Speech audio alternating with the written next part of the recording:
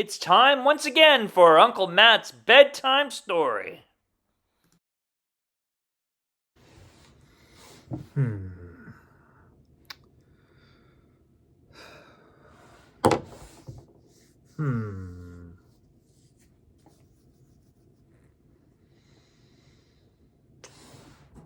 Roses are red. Violets are blue. I'm allergic to flowers. Achoo! Yeah, that's a pretty good one.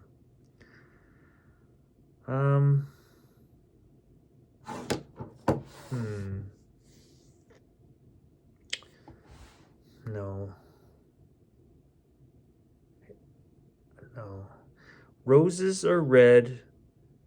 Violets are blue. I can't rhyme bananas. Yeah, I like that. It's Uncle Matt here. I'm trying to do some poetry today. I'm a little out of practice. I used to love writing poetry, but I think it just takes practice and you get better at it. Today we're going to read a story about poetry, and in particular, my poet. This is written by Patricia MacLachlan and illustrated by Jen Hill. And my poet was copyright in 2022, a new book. All right, here we go.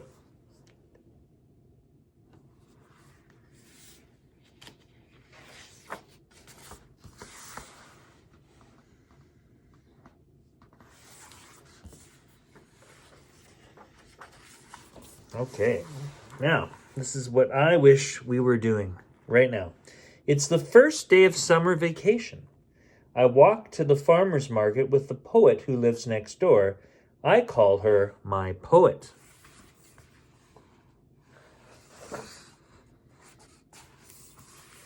She taps my pocket. What's there, Lucy?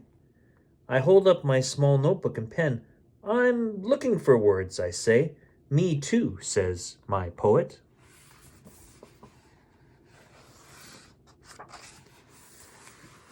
At the market, a young boy picks up a round red strawberry. Strawberry, he says to the poet. She picks up a strawberry too. Jewel, she tells him. The little boy grins. Where does the word jewel come from?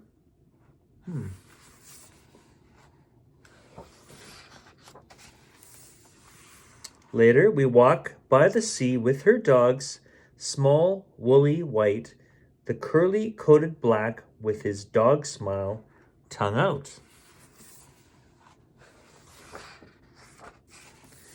How does my poet hear the words she writes about them? Does she find words in their fur? Does she hear their dog talk, read their thoughts? Does she see the word joy in them?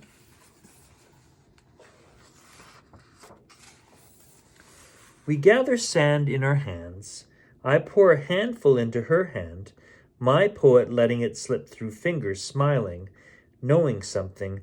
Does the sand whisper to her?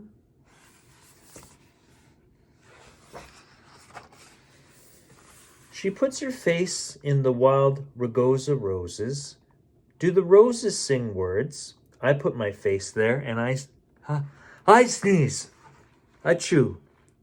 She picks up a round white stone, smoothed by the sea, closing my hand over it, warm from her hand. It has a story, Lucy, my poet tells me. What story is that?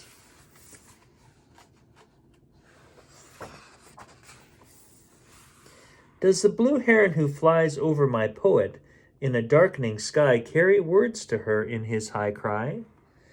I watch my poet in the woods by the marsh. Does she untangle the sound of aspen leaves blowing in the wind into words?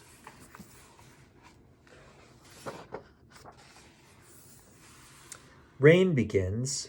A clap of thunder, rain gentle at first, then hard. We hold hands and run to a boathouse.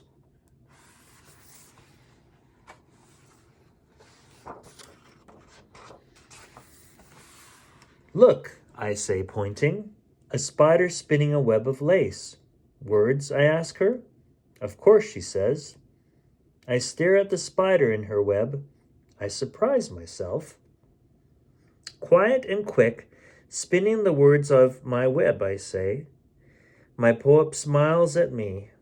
She is not surprised. She puts out her hand. I lay my hand on hers.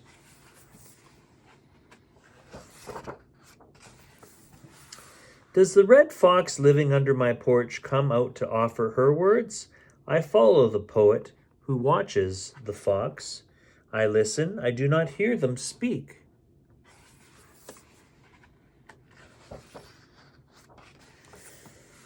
Does the horse my poet writes about running to the fence, whining whinny words to the poet as he puts his face on hers, loving her? My poet writes of the fish in a warm pond, swimming around her feet, coming out to nibble tender grasses. Do they bring her tender words?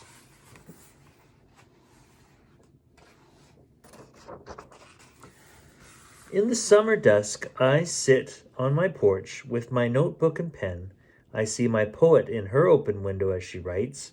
She waves at me, and she comes over to sit on the top step. Are you writing something, Lucy? She asks. I'm still looking for the words, I say. She puts her hand on her head, then over her heart. The words are here, she says. You just have to find them. And I know the secret. She listens. She touches.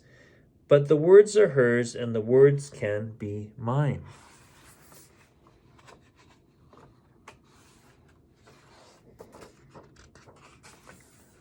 She touches my white sea stone.